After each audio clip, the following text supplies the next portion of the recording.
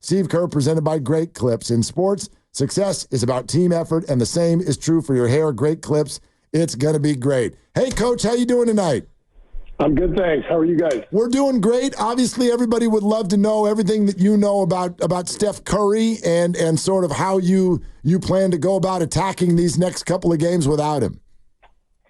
Yeah, I mean, we've put the word out. He's going to miss the next couple of games, and we'll reevaluate him on Friday. So the good news is the MRI was pretty clear, and we don't expect this to be a long-term thing. So, I've been touting our depth the last few weeks in preseason, and not only are we going to be without Steph, but we'll be without DeAnthony, Melton, and Wiggs tomorrow night. So a chance for that depth to get their opportunity, and I'm excited about that. Okay, so Coach, you're confirming that Andrew Wiggins will not play tomorrow night. Is that right? Yeah, most likely not. Yeah, I mean, he's questionable right now. I would say he's there's a good chance we keep him out. It's early in the season. We'll leave him as questionable, but I'm sort of planning to play without him. So this would be a little bit of an adjustment for you to not have 12 at your disposal. More likely 9, or maybe somebody else who hasn't played much will get in there. And I know there's no easy way to replace what Steph does, one of the greatest players ever, but who do you lean on to, account for his scoring and also his ability to play make? Well, we have to lean into multiple guys. No one guy is going to replace him, obviously, but it probably means Brandon Jamski and Moses Moody will both play more, and we're going to need Buddy shooting. We're going to probably get Lindy Waters out there, who's had a great camp and one of our best shooters. So we'll play it by ear, but we got a lot of guys, and I'm very confident they can get the job done. Coach, you've talked to us and others a lot about wanting to play fast, and if that means firing up a lot of threes, you're going to do it, and so you've really empowered your guys. Jonathan Kuminga in particular has not had a good percentage to start the season. What are you seeing with his three-point shot right now?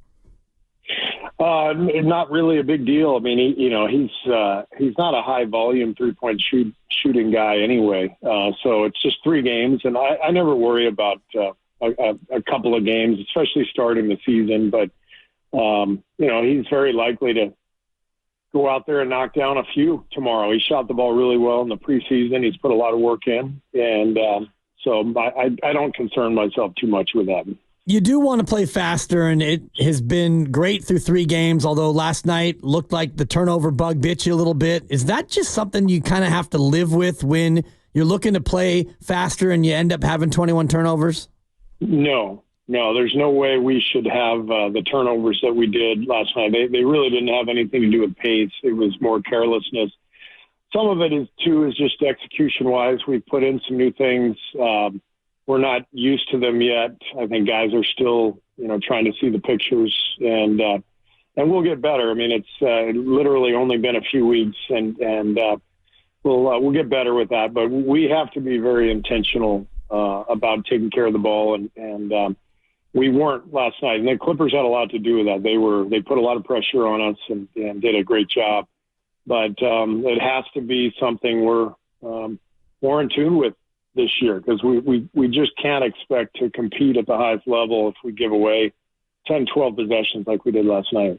Coach, this is not a new thing with regard to the fact that you guys are at times undersized with certain lineups, and you didn't really get out-rebounded overall last night, 48-47, but the way Zubac was able to affect you guys around the rim, how do you go about planning for height like that throughout the season?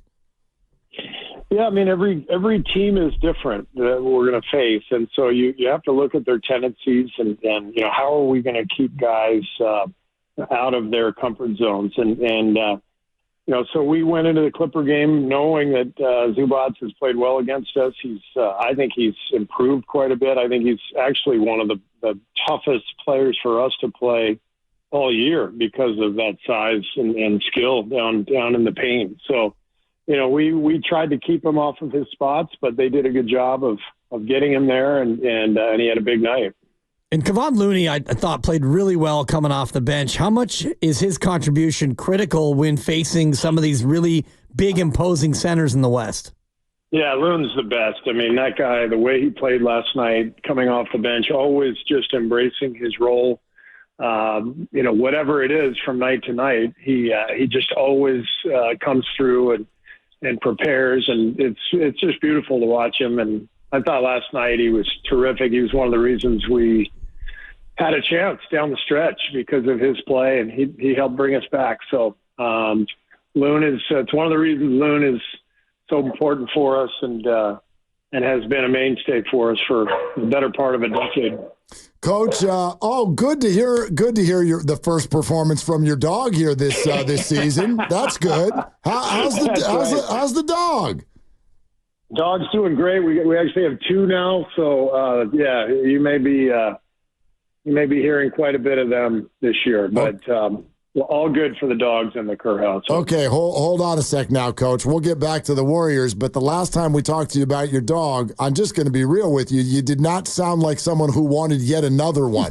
How the hell did this come together? Well, it's actually our daughter's dog, and she and her son-in-law, or my son-in-law, are living with us for the next couple of months because they're moving into a house in a couple of months and putting some work in. So, yeah, so the dog came with them. So it's going to be busy around here.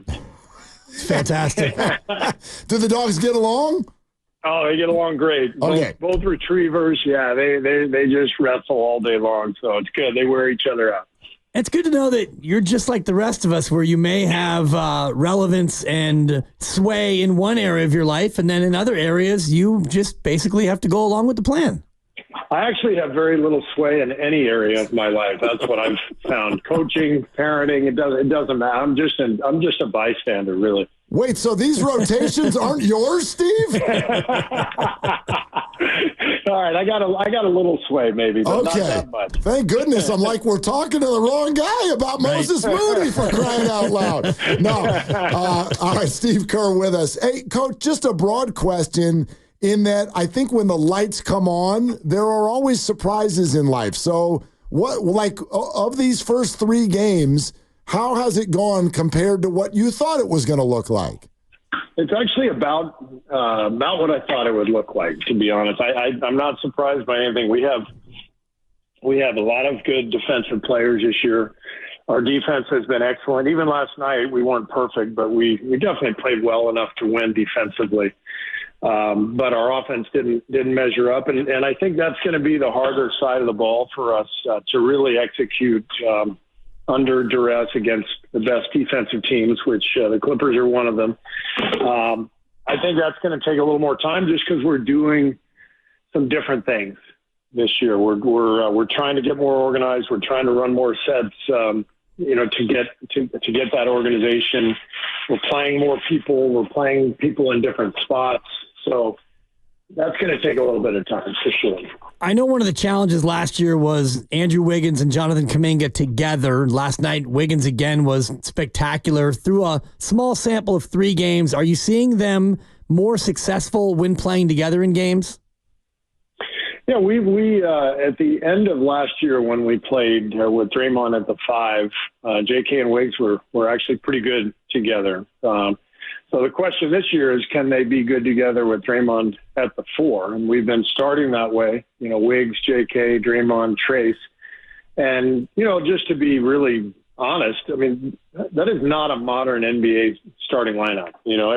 Everybody's playing shooting at almost every spot. And so we're doing something that's a little different, and for it to work, it got to be great defensively. We got to get out and run. We got to use that force downhill, playing off of our defense, and did that really well the first 2 games. Not very well last night. So again, it's early in the season. We're looking at a lot of different things, and that's still a work in progress. For sure. Yeah, Coach, I wonder how long that lasts, at least in your head. Obviously, injuries could change all of this, but do you have a target date as to when you kind of want to really have a good sense of what you're doing lineup-wise every night?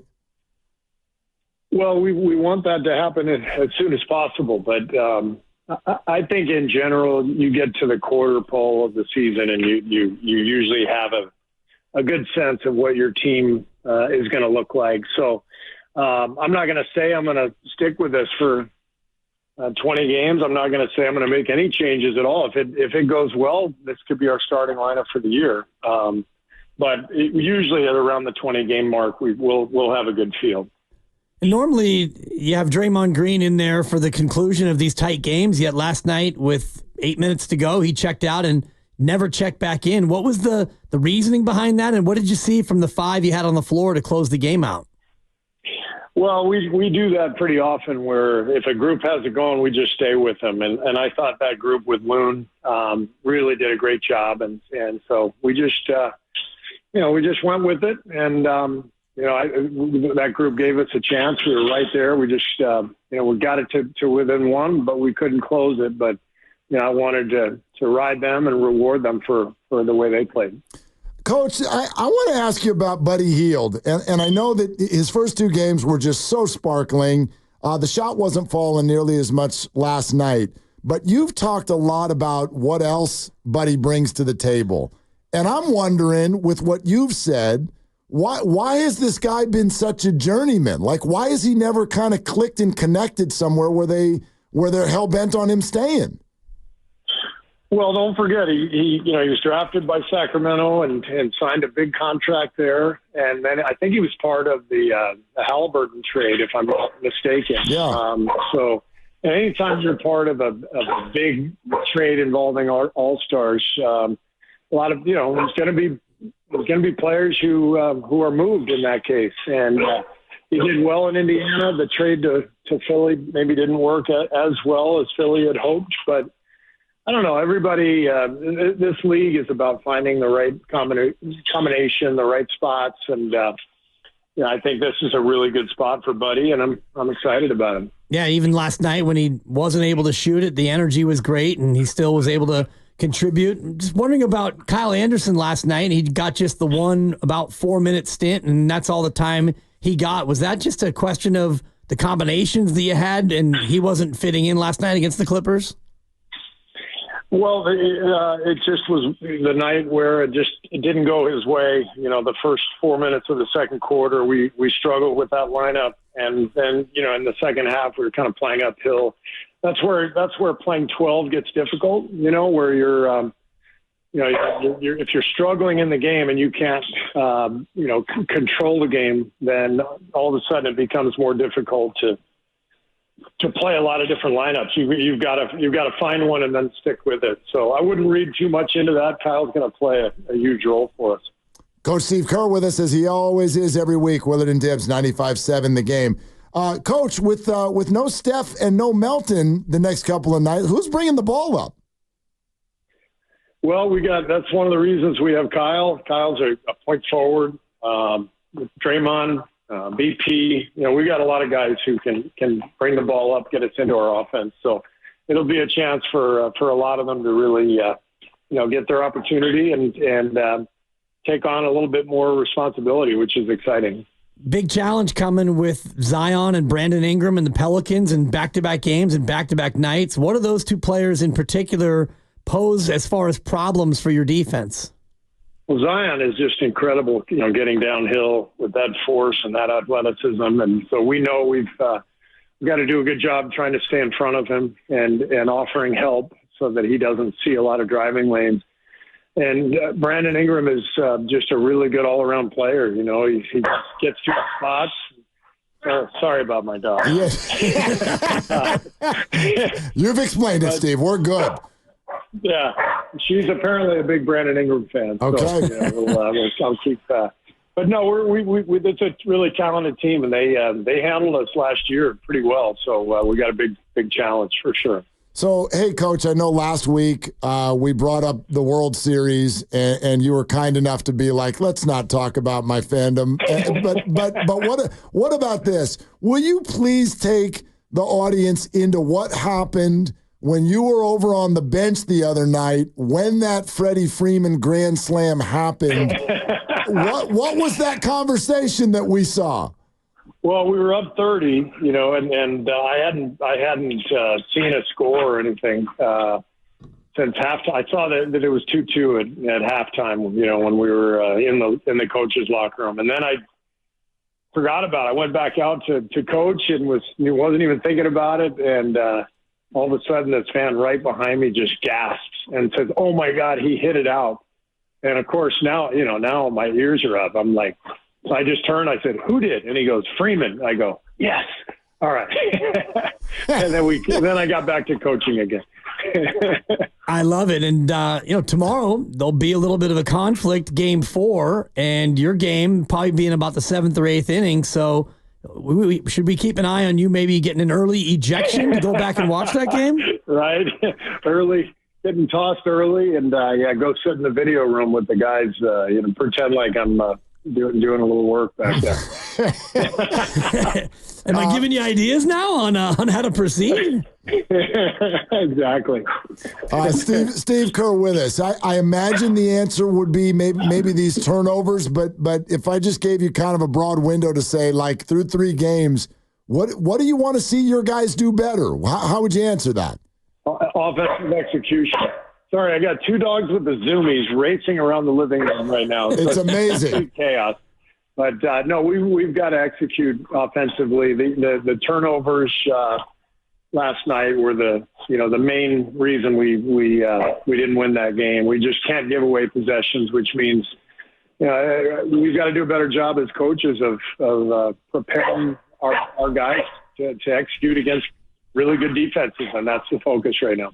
You got a couple of barking dogs barking back-to-back, and you're playing the same team in back-to-back games. Do you like that, Steve, when you face the same opponent 2 consecutive nights? Not really, but, I understand it is what it is. It's good for travel. It's good for, for player maintenance, all that stuff. So you get a couple games straight if you're on the road. But, it's not exactly ideal, but it is what it is.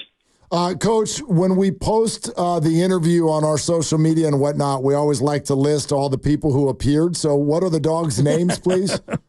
We got Lulu and Mabel. Lulu and Mabel. And which one is yours and which one is your daughter's? Yeah, Lulu is ours. Mabel is our daughter's. Okay. And Mabel's a puppy. She's less than a year, so she's got. Oh boy. Yeah, she's got a lot of energy. We'll put it that way. She's got like Pajemski energy. Yes, exactly. All right, Coach. Well, we'll let you go feed them or whatever's going to happen next. Thank you so much. All right, thanks, guys. Have a good week.